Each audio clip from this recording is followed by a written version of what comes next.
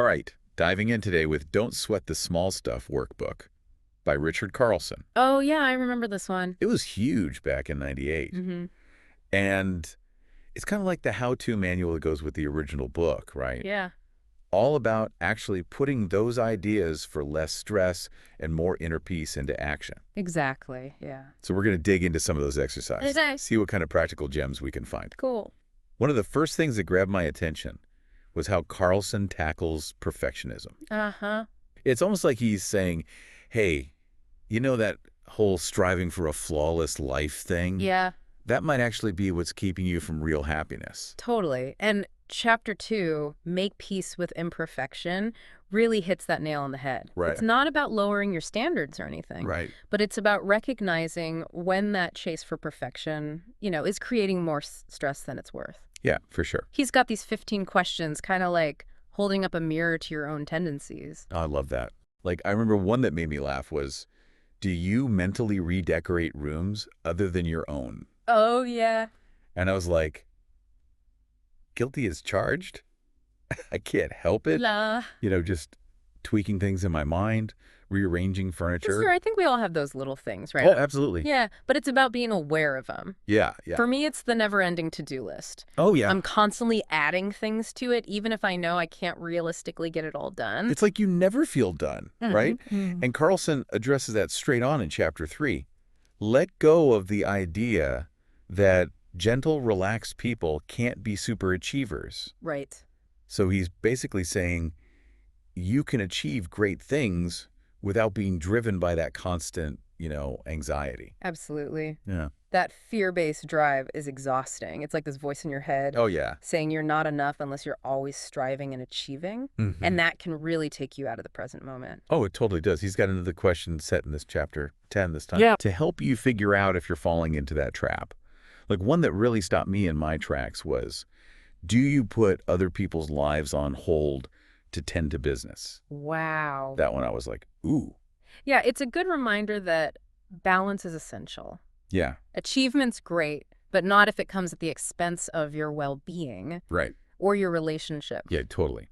So we're seeing a pattern here. Carlson's all about becoming aware of these kind of sneaky thought patterns Yeah. that might be causing unnecessary stress. And speaking of thought patterns, he uses this really cool analogy in chapter 4. Oh, yeah. Be aware of the snowball effect of your thinking. It's such a perfect image, right? Yeah. You have this one tiny little negative thought, Uh-huh. and if you don't catch it, it can just gain speed and momentum, gathering more and more negativity A snowball going downhill. until it becomes this avalanche of negativity. Oh, I know that feeling. It happens so fast, too. Oh, yeah, we've all been there. But, just like a real snowball, we can usually stop it before it gets too big. Okay, And the key is awareness, which is what Carlson emphasizes in this chapter. right. He suggests actually writing down your thoughts Oh, wow. throughout the day Okay. and then paying attention to the feelings and even physical sensations Oh, wow. that go with them. So you're creating a map of your negativity. Yeah, Right. So exactly. you can spot those patterns, Mhm. figure out where to step in. Yeah. So say you feel that familiar tightness in your chest Oh, yeah. when you think about that presentation at work. Yeah. That's your cue to pause and say, hold on, what's really happening here? What's causing this reaction? It's like becoming a detective of your own mind, Mhm. which can be a little intimidating, Yeah, it can be. but it's also empowering because it gives you this sense of control, right? It does. And that sense of control is a key ingredient for inner peace. Absolutely. Another important ingredient Carlin highlights is patience. He has a whole chapter on that, right? Yeah, Chapter 13, Become More Patient. that's right. I remember thinking, okay, patience is great and all, but can you really just learn to be more patient? Well, Carlson seems to think so. He's got this 25-item self-assessment Okay, that helps you pinpoint your typical levels of patience. It's pretty eye-opening. I bet. What were some of the questions? Oh, there were some good ones. Yeah. Like, one that resonated with me was, when I'm in a traffic jam, I curse. Oh, yeah, I think we've all been there, right? Right, where our patience is tested. Totally. But the point is recognizing how we usually react Okay. and then asking if those reactions are actually helping us. It's about becoming aware of those triggers that push our buttons. Exactly. So once you know what they are, you can start to kind of develop strategies Yeah. for responding in a calmer, more productive way. Like that saying, don't react, respond. Easier said than done. Oh, totally. Especially in the heat of the moment. Right, but that's where those awareness exercises come in. Yeah. They give you the tools to hit pause, take a breath, Yeah. and choose a different path. It's a process for sure. Yeah. It's not about becoming some kind of Zen master who never gets flustered. Right. It's about realizing we all have those impatient moments. It's okay. The key is not letting those moments define us or control what we do. You know, all this talk about patience and awareness really connects to another big theme in the book, Oh, what's that? compassion. Carlson argues that developing compassion is essential for real inner peace. Right. And he doesn't just talk about it, he gives you actual exercises Oh, cool. to help you build it into your everyday life. Like what? Chapter 5, Develop Your Compassion, is full of practical ideas. Okay. He even has you list 10 ways to show compassion to others. That's a good one. It's like a reminder that compassion isn't just some abstract thing. Yeah, It's something we can actively practice and express every single day. that's true. And I love that he encourages you to get specific. It's not just about being kind. Right. It's about those small actions that can really make someone's day. Like what? Sharing a genuine smile with a stranger, Uh, holding the door open, offering a helping hand. yeah. Those small gestures can make a big difference. They can, right? Not just for the person you're helping, but for you too. There's this sense of joy and connection that comes from it. Totally. It's like you're creating a more positive world, one interaction at a time. And he takes it even further. Oh. He has you analyze acts of compassion you've seen in others. Ah, interesting. Like, why did those acts stand out to you? What qualities made them memorable? I think he wants you to train yourself to notice compassion when you see it. Yeah, I think you're right. It's so easy to get caught up in all the negativity Oh, yeah. and miss those little moments of kindness and generosity. It's like you're actively choosing to focus on the good stuff. Which reminds me of another chapter that goes along with this perfectly. Which one? Chapter 15.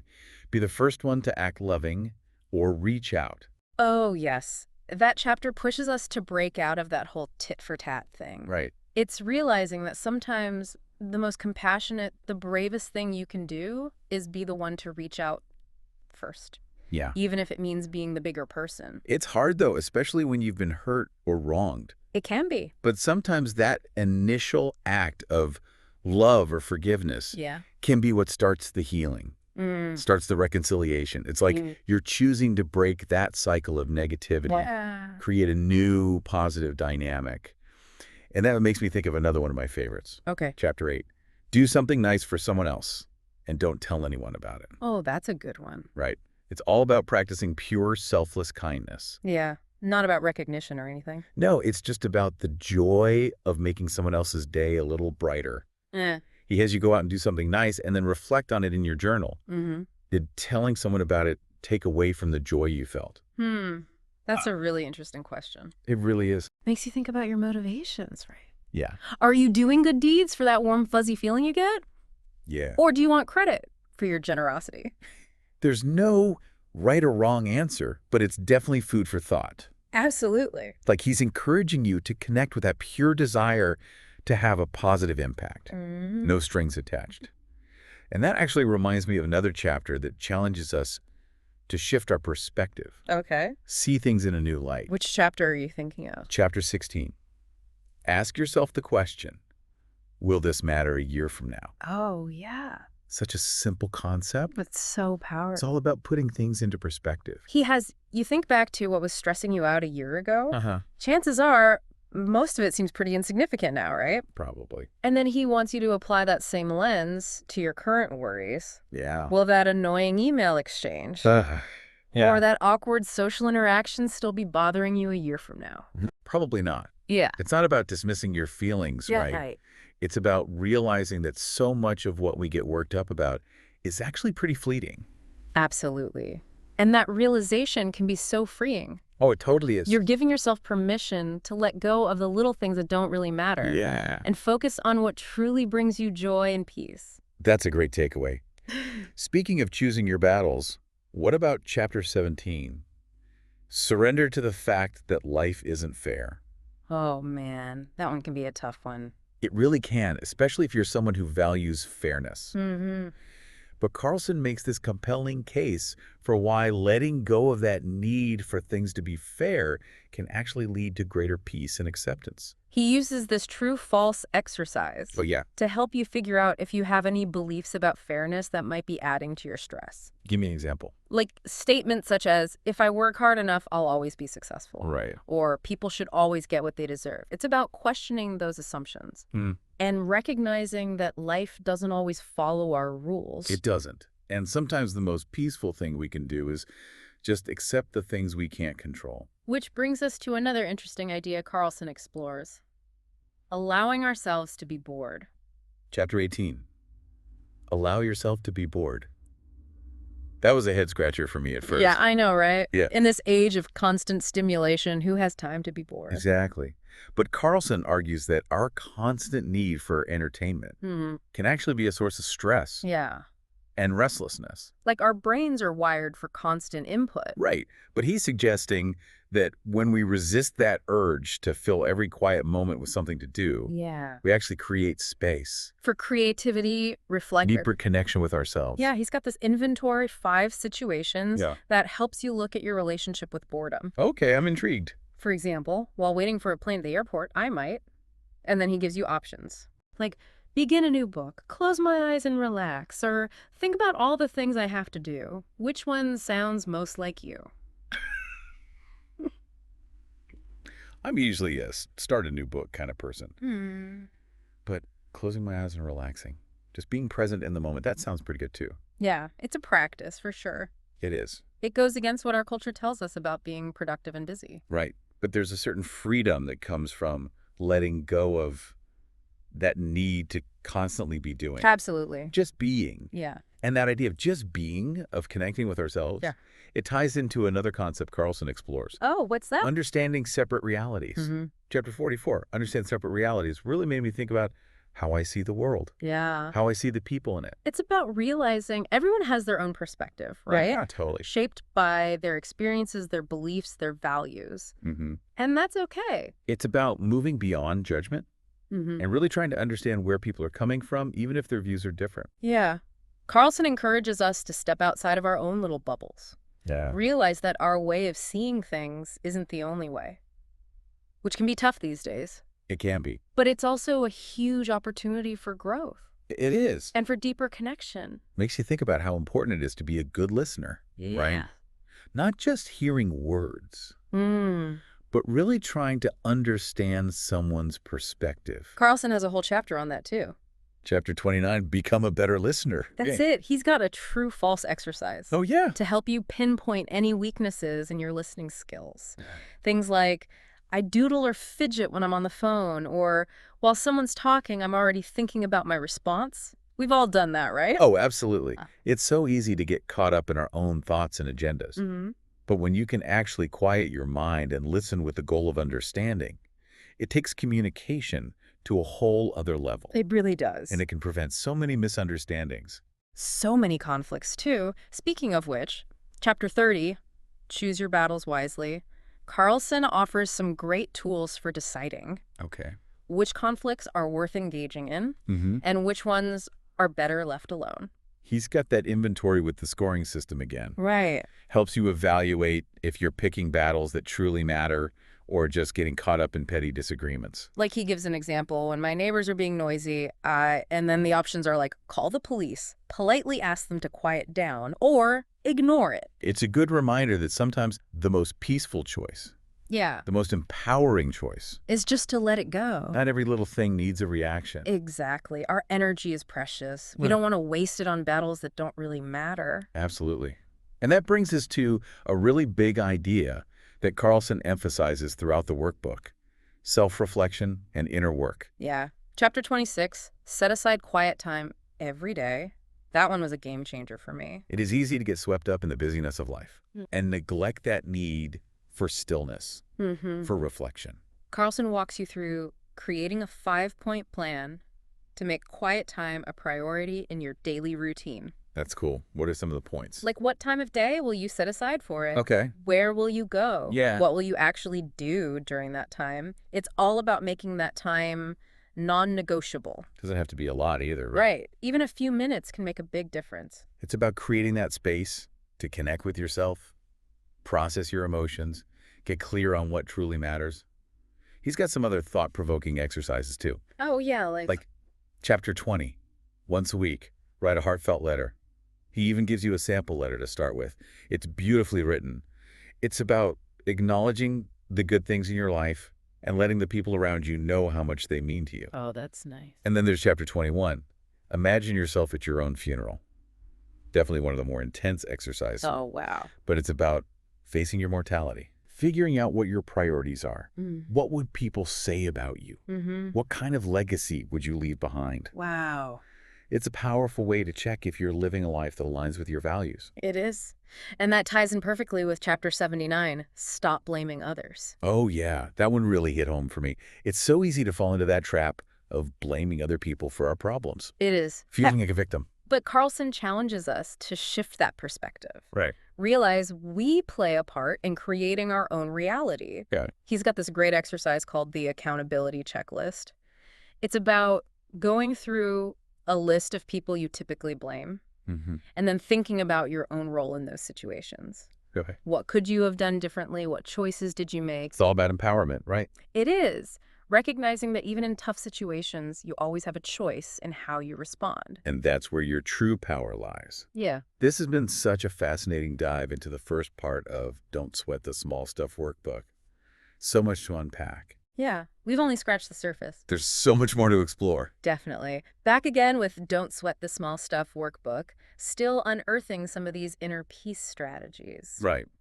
And we left off talking about taking responsibility, like the foundation for what comes next. Yeah, I see that. Like Carlson saying, okay, you've owned your part, now let's see how you deal with the world around you. Exactly. And that leads us right into chapter 6. Remind yourself that when you die, your in-basket won't be empty. Ooh, that's a heavy one. I know, right? At first I was like, whoa, bit morbid. But then I realized it's actually super practical. How so? Well, it reminds you, there's always going to be more to do, more to achieve, more to experience, and that's fine. It's about letting go of that feeling that you got to constantly be checking things off, right? Totally. Carlson talks about these in-baskets representing different parts of our lives. Okay, I like that. Work, relationships, goals, everything. Yeah. And honestly, those baskets are never going to be empty. True. There's always going to be something new, added, new demands popping up. And that's where a lot of stress comes from, I think. Feeling like you're always behind, never quite catching up. That if I can just get through this week, feeling. Ugh, yes. But then next week rolls around. And the cycle just starts all over again. So how do we actually break free from that? Carlson suggests shifting the focus. Not about doing it all. It's about choosing what really matters and letting the rest go. Setting boundaries? Saying no sometimes? It's okay to say no. It is. It's about being mindful of your energy, choosing where you put it. Which connects perfectly with chapter 9, Let Others Have the Glory. This one kind of made me look in the mirror. Oh, in what way? Well, it's about those times when, maybe without realizing it, you're trying to take the spotlight. Oh, interesting. Or take credit for something that's not really yours. Carlson gives these scenarios, they really make you think. Like what? Okay, say someone's telling you about a trip they took. Yep. You instantly jump in with a story about your travels. Or someone's sharing an accomplishment and you feel like you got to top it. I've definitely been there. It's that subtle need for attention, right? Yeah, I think we all do it to some degree. It's human, but being aware of it is key. Right. And making an effort to step back, let others have their moment. Be genuinely happy for them. Celebrate their wins. Without making it about you. You know, that can actually be really freeing. In what way? When you let go of that need to be the center of attention, it opens up space for deeper connections. More genuine connections. Yeah, exactly. It's like shifting from competing to collaborating. Brings more harmony into your interactions. Speaking of harmony, chapter 12, let others be right most of the time. Ugh, that one's tough. I know, especially if you like being right. That instinct to defend your position, even if it's something tiny. Oh, I feel that. But Carlson's point is that need to be right all the time is exhausting. It really is. Mm. Does he offer any advice for how to let go of that? He says, just ask yourself, is it really worth it to argue about this? Is the stress and energy worth it? Makes sense. And he has another inventory in this chapter. Oh, I like those. It's about how you handle disagreements. Say, Your neighbors are talking about a game their team lost, Hmm. and you totally disagree with their take on it. Do you have to correct them, share your own opinion, or can you let it go? Ooh, good question. It's about picking your battles. Sometimes it's okay to agree to disagree. You don't always have to have the last word. Nope. Sometimes letting someone else win an argument is actually a win for your own peace of mind. So true. Okay, we've talked about interacting with others, but what about our relationship with ourselves?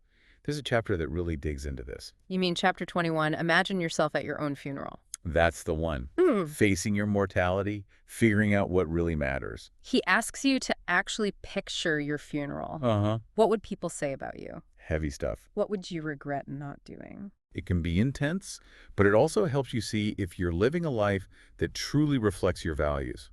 Are you making the most of your time? It's not about dwelling on the negative, though. It's about using that awareness to live more intentionally. Make choices that align with what's important to you. And it's interesting because Carlson doesn't just focus on the serious stuff. Yeah, there's some lighter exercises, too. Like chapter 23, experiment with your back burner. What's that one about? It's about tapping into your subconscious to solve problems. Oh, wow. How does that work? It's like you give your brain a task and then let it work on it in the background while you go about your day. So you're not consciously trying to solve it. Right. And then a solution might just pop into your head out of nowhere. That's wild. He suggests framing your problem as a goal, Okay. using active words, writing it down in one sentence, Mm-hmm. and then list any ingredients that come to mind. Thoughts, ideas, even random words. So don't overthink it. Just let your subconscious do its thing. Exactly. Sometimes the best ideas come when you're not trying too hard. It's like when you're trying to remember a name and it comes to you when you're thinking about something else entirely. Yes. Our minds are pretty amazing. They are. So we've got letting go of being right, letting others shine, and even letting our subconscious minds solve problems. Is there a theme here? I think it's all about surrender, isn't it? Surrender. Yeah, surrendering to the fact that we don't have to control everything, surrendering to our own inner wisdom, surrendering to how life unfolds. That's a beautiful way to put it. It reminds me of chapter 24. Spend a moment every day thinking of someone to thank. Gratitude. Such a powerful antidote to stress. And negativity. And it's something we can practice, even when life is tough. Carlson even gives you a list of things to be grateful for. What kind of things? Helped me up when I fell, gave me hot cocoa to warm me up, and introduced me to my favorite book. It's about remembering that even when things are hard, there's always something to appreciate. And when you focus on that, it shifts your perspective. Opens your heart to joy. And that simple act of gratitude can spread outwards. Not just impacting you, but others too. Exactly. Which leads to another chapter about connecting with others. Chapter 25. Smile at strangers, look into their eyes, and say hello. Right? That's it. All about breaking down those walls we put up. Between us and the people we don't know, it's so easy to just go through our day with blinders on. Totally. Missing out on those connections. Carlson says a simple smile, a hello, can brighten someone's day. Make the world a little more welcoming. He also has an inventory. Oh, right. It asks, how do you approach strangers? With suspicion. Do you avoid eye contact? Are you hesitant to offer help? It's about challenging those initial reactions. Yeah. Recognizing everyone deserves kindness, whether we know them or not. And sometimes the best connections come from those random encounters. Exactly. It's about being open to those serendipitous moments, seeing that we're all connected in some way. Okay, so we've got gratitude, connecting with strangers, even using our subconscious. I'm seeing a shift outward, realizing we're not just individuals.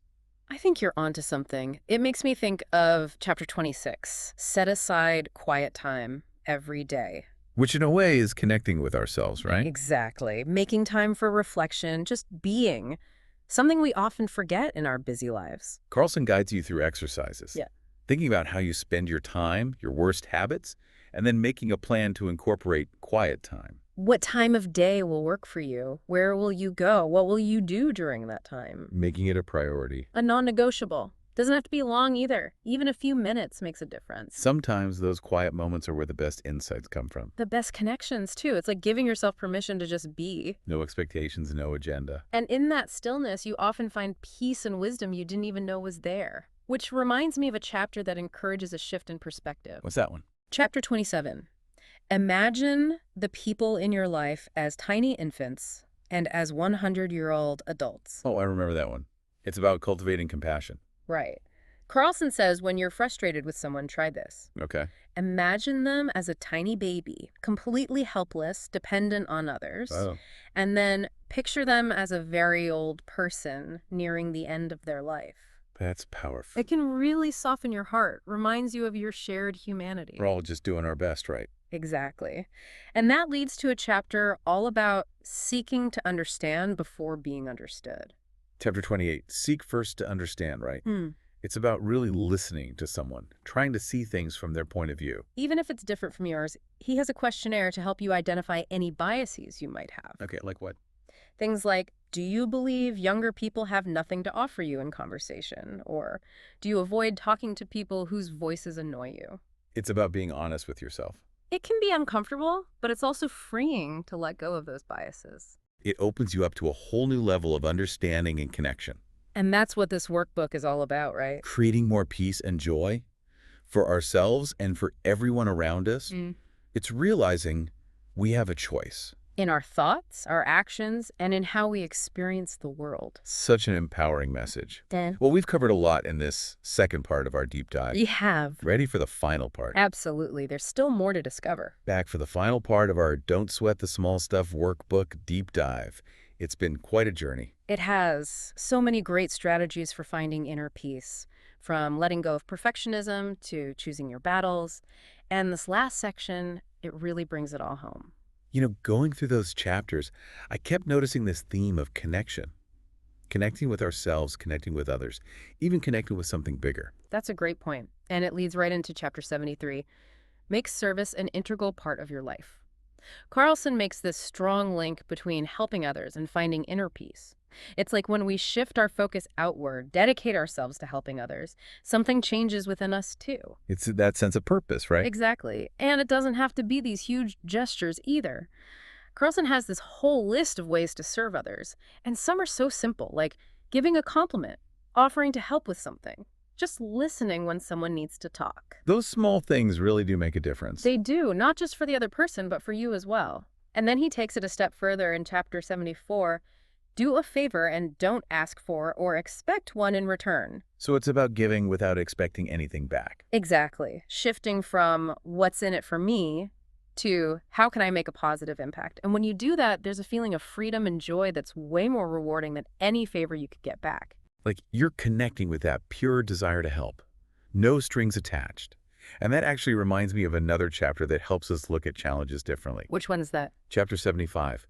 Think of your problems as potential teachers. Oh, yeah, I love that reframing. Instead of seeing problems as burdens, Carlson says think of them as chances to grow, to learn. He even lists common problems, car troubles, health stuff, finances. And he wants you to think, what's this problem trying to teach me? What lessons can I take away? How can I use this to become stronger or wiser? It's like even in the midst of difficulty, there's something to be gained, as long as we're willing to learn. And sometimes those tough times lead to the biggest breakthroughs. Totally. Which brings us to chapter 78, cut yourself some slack. So important, especially with all the pressure to achieve and be perfect. Carlson reminds us we're human. We make mistakes, and that's okay. It's letting go of that need to be perfect, embracing our imperfections. He wants us to see mistakes as learning moments. Mm-hmm. Be kind to ourselves when we don't meet our own expectations. It's like giving yourself permission to be human. To mess up sometimes, learn from it, and grow. And that leads us right into our final chapter, chapter 79. Stop blaming others. Full circle, right? Taking responsibility even when things don't go as planned. Realizing we have the power to shape our own reality, even when faced with challenges. He's got that accountability checklist exercise. Right. Going through those people you usually blame and then thinking about your own role in those It's situations. not always easy to do that. It's not, but it's empowering because Yeah. it puts you back in control. And that's where true inner peace comes from, right? I think so. That feeling of knowing you have the power to choose your thoughts, your actions, how you experience the world. Well, that brings us to the end of our deep dive into Don't Sweat the Small Stuff workbook. What a ride. It has been. And we just scratch the surface. There's so much more in there. Carlson's style is so approachable, so practical. Yeah, he doesn't just talk about inner peace. He gives you real ways to actually achieve it. And that's what makes this book so great. So as you go about your day, remember those questions. Will this matter a year from now? Let go of the little things. Practice compassion. Be grateful. And most importantly, don't sweat the small stuff. It's all small stuff. Thanks for joining us on this deep dive. We'll catch you next time for another exploration of insightful ideas and practical wisdom. Until then, keep learning, keep growing, and keep finding those peaceful moments, even amidst the chaos.